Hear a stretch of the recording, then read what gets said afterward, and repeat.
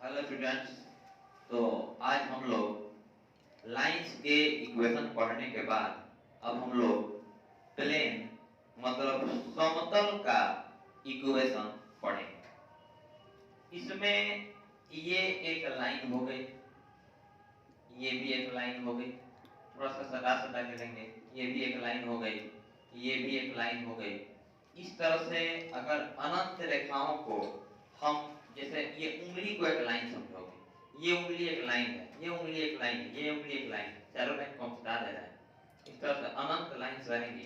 तो देखिए एक तल बन गया। अब इस तल पे वस्तुओं को रखा जा सकता है, ठीक है। तो अनंत बिंदु मिल करके रेखा का निर्माण करते हैं। ऐसे अनंत बिंदु मिला दीजिएगा ना तो रेखा बनेगा, और अनंत रेखाएं मिल करके एक तल का निर्माण करते हैं। तो हम उसी तल के बारे में आज चर्चा करने वाले हैं कि समतल प्लेन क्या होता है, ठीक है। तो लिखोगे ax plus by plus cz plus d बराबर 0 के रूप को संतुष्ट करने वाले ax plus by plus cz plus d बराबर 0 के रूप को संतुष्ट करने वाले समीकरण को समतल का समीकरण कहते हैं। ax plus by plus cz plus d बराबर 0 के रूप को संतुष्ट करने वाले समीकरण को समतल का समीकरण कहा जाता है। इंग्लिश में लिखिए, the equation which satisfy the form ax plus by plus cz plus d is equal to 0 is called a standard equation of plane. तो एग्जांपल देखोगे, जैसे दिया हुआ है 3x plus 4y plus 7z plus 5 is equal to 0। ये गौर से देखोगे तो a के जगह पे 3 है, b के जगह पे 4 है, c के जगह पे 7 है और d की जगह पे 5, ठीक है। तो इस एक और एग्जांपल लेते हैं। मान लो ये फर्स्ट हो गया, ये सेकंड हो गया।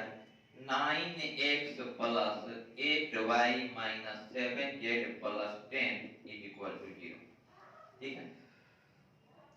जहां पर इस पॉइंट में याद रखोगे कि d का मान 0 नहीं होना चाहिए, d का मान 0 नहीं होना चाहिए, एटसेट्रा etc।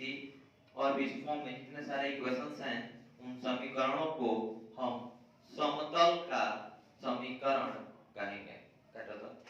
तो नेक्स्ट टॉपिक पे चर्चा कर रहे हैं समतल के अंतःखंड रूप का समीकरण। Equation of a plane in intercept form. Equation of a plane in intercept form. अब ध्यान दीजिए, अभी आपको स्टैंडर्ड इक्वेशन पढ़ाया गया है, मानक समीकरण पढ़ाया गया है समतल का, कि क्या बाबू ax plus by plus cz plus d बराबर 0। इस फॉर्म में जो इक्वेशन आपको दिख जाएगा उसको हम लोग समतल का समीकरण कहेंगे, ठीक है। लेकिन एक बात को और ध्यान में रखोगे कि ये d का जो वैल्यू है, ये d का मान कभी भी 0 के बराबर नहीं होना चाहिए। d का मान 0 के बराबर नहीं होना चाहिए, ठीक है। तो अगर आप एग्जाम में गए हैं या घर पे कोई सवाल बना रहे हैं 3D का, और जहां पर अंतःखंड दिख गया, इसका अंग्रेजी होता है इंटरसेप्ट फॉर्म। अंतःखंड रूप का अंग्रेजी होता है इंटरसेप्ट फॉर्म। तो तुरंत दिमाग में क्लिक करना चाहिए कि x बाई ए आप प्लस y बाई बी आप प्लस z बाई सी बराबर 1। x by A plus y by B plus z by c is equal to 1 को समतल समतल के अंत समतल के अंतःखंड समतल के अंतःखंड रूप का समीकरण कहते हैं, जहां a, b तथा c x, y और z अक्षों पर अंतःखंड है। पर अंत, इसका सबका मतलब क्लियर समझ में आएगा, पहले ध्यान से समझ लीजिए। अभी लिख लो, नोट कर लो, उसके बाद हम क्लियर करेंगे। x by A plus Y by B plus Z by सी बराबर 1 के को समतल के अंतःखंड रूप का समीकरण कहेंगे, जहां पर अंतःखंड रूप दिखाई दिया x by A plus Y by B plus Z by c equal to 1। देख लेना। अब इंग्लिश में थोड़ा सा इसको नोट कर लिया जाए। x by A plus Y by B plus Z by c is equal to 1 is called a standard equation of plane in intercept form। ये प्लेन का स्टैंडर्ड इक्वेशन होगा, लेकिन किस फॉर्म में इंटरसेप्ट फॉर्म में। तो इस बार फिर से मिला लो, x by A plus Y by B plus Z by c equal to 1 is called equation of a plane in intercept form where a, b and c are intercepts on x, y and z axis respectively। x, y and z axis respectively। चलिए अब इस कहानी को आगे बढ़ाते हैं और देखते हैं कि ये समीकरण कहां से आ गया है। ठीक है, ये कहां से आ गया है, और इस पे चर्चा करते हैं।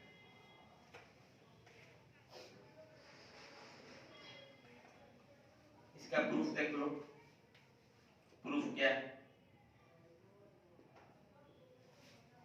ठीक है,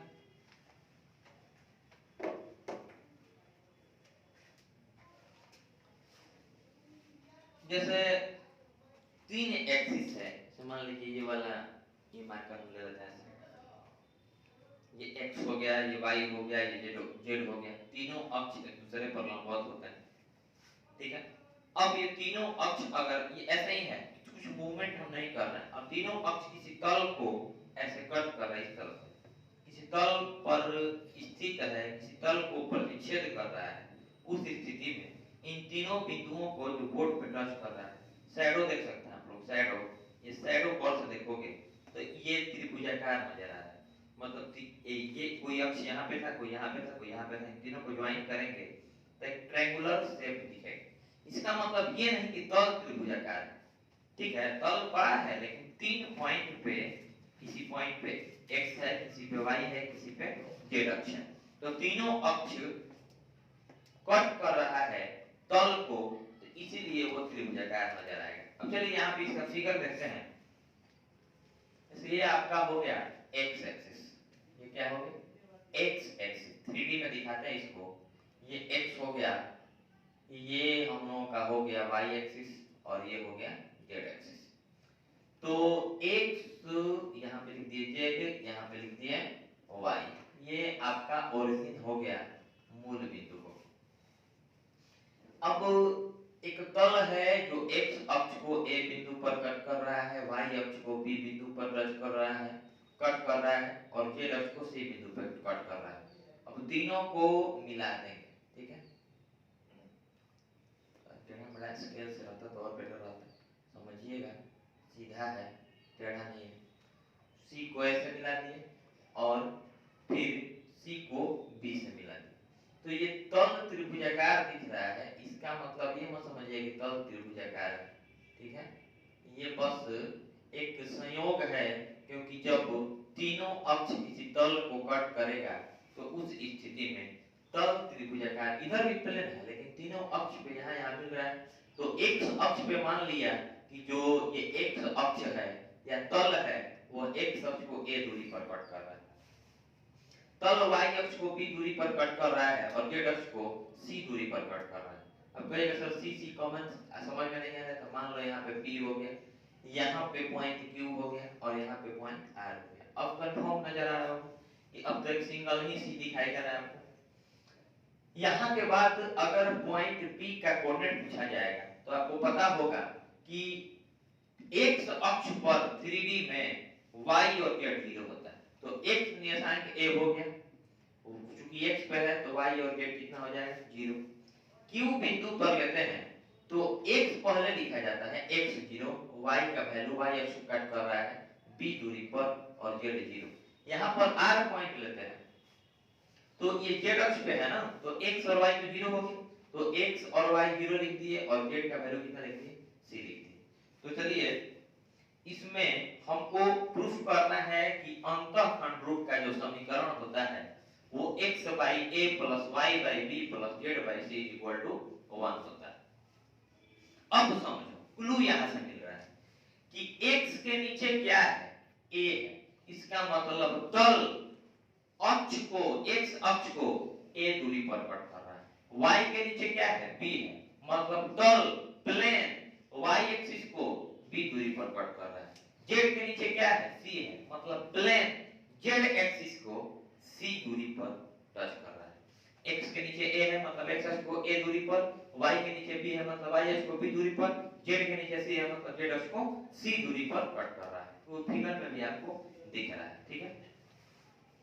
अब चूंकि ax plus by plus cz plus d बराबर 0, ये मानक समीकरण होता है तल का, इसको समीकरण नंबर 1 माना है, ठीक है। अभी तो पढ़ा है ax plus by plus z plus d बराबर 0, ये समतल का मानक रूप का समीकरण होता है। अब p q और r जो आप पॉइंट देख रहे हैं यहाँ पे, इन तीनों पॉइंट्स को हम समीकरण स्टैंडर्ड इक्वेशन में मानक समीकरण में रखेंगे, ठीक है। तो लिखेंगे यहाँ पे कि बिंदु P का कोऑर्डिनेट कितना है बहादुर, तो a 0 0, तो बिंदु P को समीकरण 1 में रखने पर, बिंदु P को समीकरण 1 का मतलब मानक समीकरण हो गया, put the point P in equation first, then we get, देखो ये x है, y है और ये वाला z है। अब x का वैल्यू a है तो यहाँ पे डालिए ना, तो हो जाएगा a और यहाँ पर a रहेगा तो a। ध्यान से देखोगे x के जगह पे रख रहे हैं, अब तुम ही लोग बताओ y का मान b है और यहाँ पे डालिएगा y का मान, तो 0 गुना b कितना है 0, कहानी खत्म। c का z, x है y है z है, z का मान भी तो 0 है, तो यहाँ पे डालोगे ना तो 0 into c, ये करो कहानी खत्म। और तंकी से बचाओ, ध्यान देना कि हई इतने चला गया तो माइनस b। अब क्या करेंगे कि a बराबर माइनस b, कुछ नहीं किया, सेम चीज है, 0 0 जोड़ने पर कोई प्रभाव थोड़ी ना पड़ेगा। चलो बड़ा a का मान निकाल लेते हैं, तब माइनस d के बटा में a हो गया, ये डिवाइड में चला गया, ये समीकरण नंबर क्या हो गया 2। अब क्या करेंगे कि बिंदु P को, पॉइंट P को हम स्टैंडर्ड इक्वेशन में रख दिए, अब Q को स्टैंडर्ड इक्वेशन में रखा जाएगा, ठीक है। तो Q पॉइंट को जब रखेंगे तो लिखेंगे कि बिंदु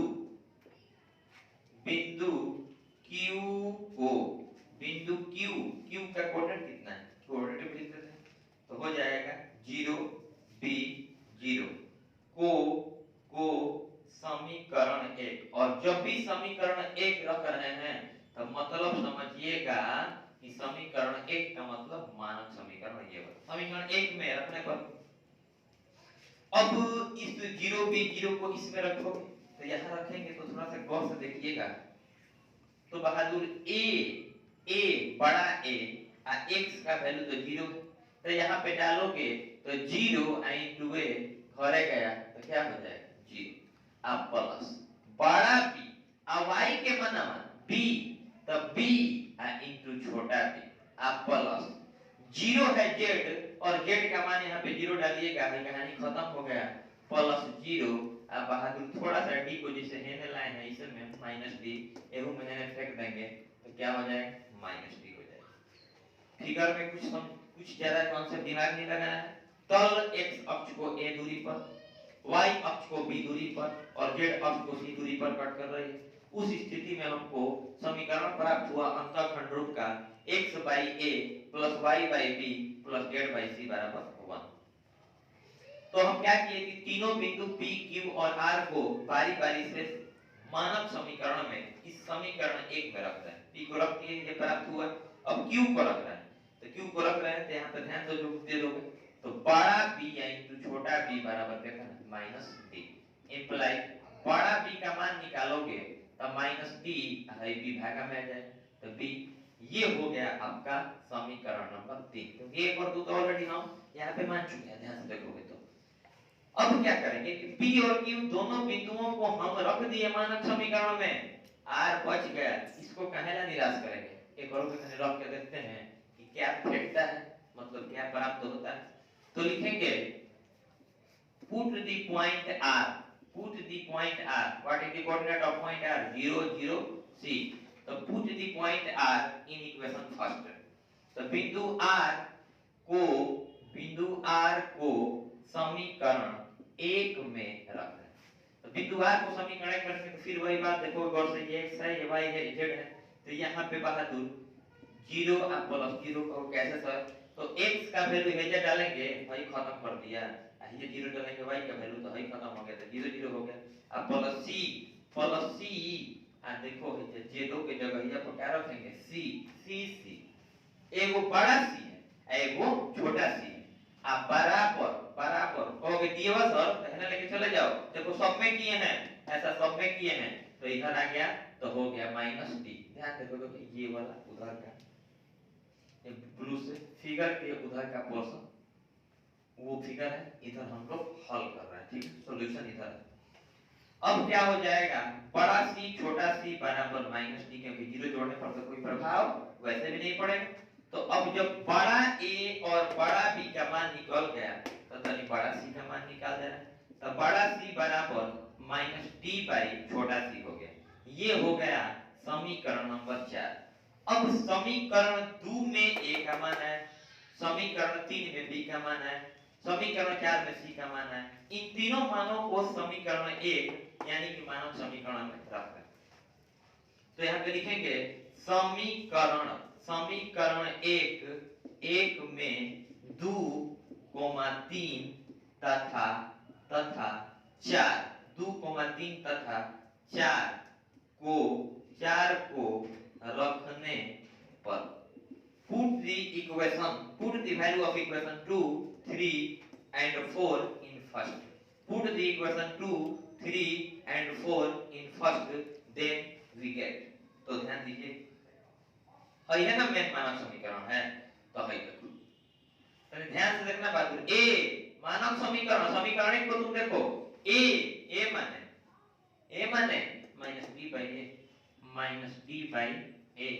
एक बगल में क्या है जी x, लिख दो जो कहता हूं, हो गया x प्लस क्या बड़ा b।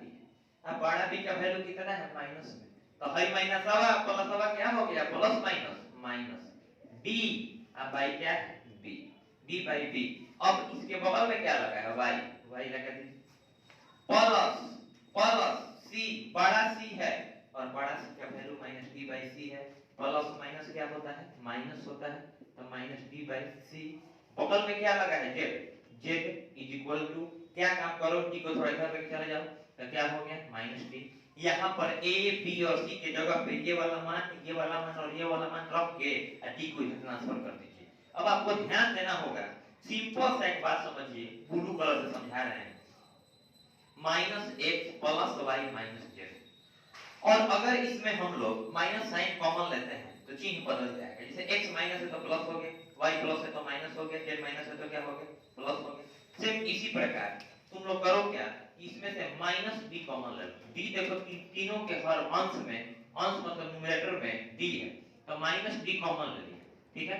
तो माइनस d कॉमन लेते हैं, यहाँ पे क्या बचेगा, x बाई a, तब ना गुणा करेंगे तो minus d by a x हो जाएगा। आप प्लस, क्यों प्लस, क्योंकि माइनस कॉमन लिया है तो चिन्ह बदल जाएगा, प्लस माइनस फिर माइनस, y के बटा में b, अब प्लस माइनस d तो बाहर हो गया, तो z के बटा में c बराबर माइनस d। अब गौर से देखोगे बहादुर, तो ये माइनस d गुणा में है, इधर जाएगा तो डिवाइड में चला जाएगा। तो यहाँ पे लिखेंगे implies x by a plus y by b plus z by c equal to minus d by minus d, क्योंकि ये भी मल्टीप्लाई में डिवाइड में आएंगे, माइनस डी कट गया तो बच गया x by a plus y by b plus z by c equal to 1। यहाँ पे लिख देंगे प्रूफ हुआ। तो ये स्टैंडर्ड इक्वेशन हो गया, ये मानक समीकरण हो गया, क्या, किसका, समतल के अंतःखंड इंटरसेप्ट फॉर्म का, ठीक है। तो इतना आप लोग नोट कर लीजिए, ये प्रूफ है। और इसके बाद इसमें हम लोग कुछ क्वेश्चन करके देखते हैं कि क्या कैसे सॉल्व होता है। तो अभी आपको क्या बताया गया है कि जहां पे इंटरसेप्ट वर्ड पढ़ोगे, यहाँ पर स्क्रीन पे आपको हिंदी में क्वेश्चन लिखा हुआ नजर आ रहा होगा, तो अंतःखंड जहां देखिएगा वहां पर दिमाग में तुरंत क्लिक करना चाहिए, x by a plus y by b plus z by c equal to 1। ये कैसे पकड़ोगे, अंतःखंड से पकड़ोगे। x के नीचे a है मतलब तल x अक्ष को a दूरी पर काट रहा है, y के नीचे b है मतलब तल y अक्ष को b दूरी पर काट रहा है, z के नीचे c है मतलब तल z अक्ष को c डिस्टेंस पे कट कर रहा है, ठीक है। Find the equation of the plane which x, y and z intercepts are 2, 3 and 4। अब देखिए x का अंतःखंड क्या होता है, a होता है, तो a का वैल्यू हो गया 2, b का वैल्यू y का, ये x है उसके बाद y है तो y का हो गया b वैल्यू 3 और c का वैल्यू हो गया 4। अब लिखेंगे equation of intercept form. Intercept form क्या होता है, x by a plus y by b plus z by c equal to 1।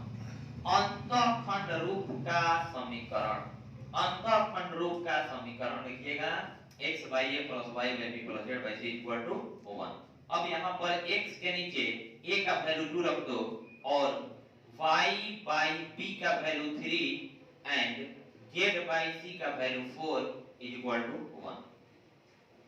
2, 3 और 4 का एलसीएम कितना होता है, 12 हो जाएगा, प्लस का कितना हो जाएगा, 12 हो जाएगा, 2 के 6 बार में तो 6 दूनी के 12, यहाँ पे 6x हो गया, प्लस 4 बार में तो यहाँ पे हो गया 4y, अब प्लस यहाँ 3 बार में तो 3z बराबर कितना 1, imply that 6x plus 4y अब प्लस 3z बराबर 12 है कम 12।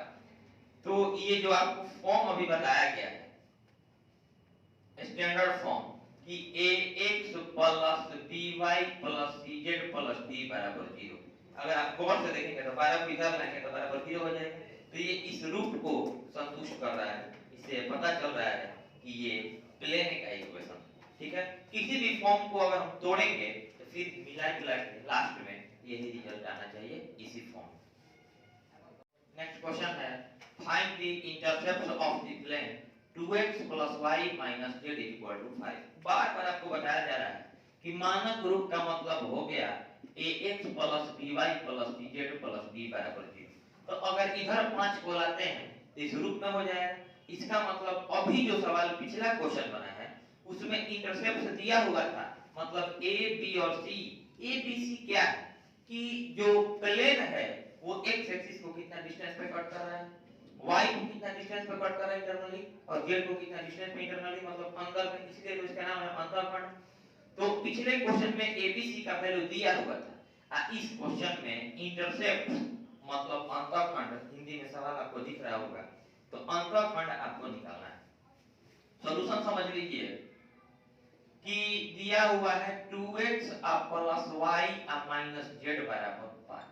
इंटरसेप्ट का मतलब क्या होता है? अंतःखंड होता है। मानक समीकरण अंतःखंड का x by a plus y by b plus z by c बराबर 1। मतलब कोशिश करना है कि हमको राइट साइड क्या लाना है? 1 लाना है। चलिए 1 कैसे लाना है? अगर हमें 5 से भाग कर देंगे तो 1 आ जाएगा। दोनों तरफ 5 से भाग करना, ठीक है? Dividing by 5 on both sides.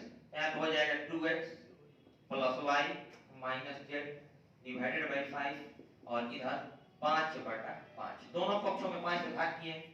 अब अलग अलग करेंगे। इसको ऐसे लिख सकते हैं 2x by 5 plus y by 5 minus z by 5 is equal to 1। चलिए एक टारगेट तो हमारा पूरा हो गया। राइट साइड 1 चाहिए था, राइट साइड 1 आ गया। अब ऊपर x y और z अकेले हैं, मतलब x y और z का कुछ गुणांक नहीं होना चाहिए। यहाँ पर 2 डिस्टर्ब कर, फिर एलसीएम लोग यही आ जाएगा ना। अब इसको ऐसे लिख सकते हैं x बाई 5 बाई 2, क्योंकि फिर 2 ऊपर जाएगा तो 2x बाई 5 हो जाएगा। क्योंकि मानक समीकरण जो मानक समीकरण मतलब I am talking about intercept form, अंतःखंड रूप का जो समीकरण होता है उसमें x y और z अकेले होता है। यहाँ पर मेरा x अकेले नहीं था, ऐसे करने से x अकेले हो गया ऊपर, y ठीक है और प्लस तो बीच में चाहिए ही चाहिए जी, तो z और ऐसे लिख सकते हैं बाई माइनस 5। ऐसे क्या होगा? प्लस माइनस फिर माइनस हो जाएगा इज इक्वल टू 1। अब लिखेंगे क्योंकि x बाई a आप प्लस y बाई b आप प्लस z बाई c बराबर 1 से तुलना, और तुलना का मतलब होता है comparing with x by a plus y by b plus z by c equal to 1। So compare करेंगे तो यहाँ पे x के नीचे 5/2 है, यहाँ पे a है, तो a का वैल्यू हो गया आपका 5/2। यहाँ पर y के नीचे 5 है और यहाँ पे b है, तो b का वैल्यू हो जाएगा 5 एंड c का वैल्यू हो जाएगा -5। ये हो गया आपका इंटरसेप्ट। इसका मतलब पता चल गया कि ये जो प्लेन है, ये जो तल है, ये तल x अक्ष को 2.5 मतलब 5/2 डिस्टेंस पे कट कर रहा है, y अक्ष को 5 दूरी पर और z अक्ष को अंदर की तरफ 5 डिस्टेंस पे मतलब -5।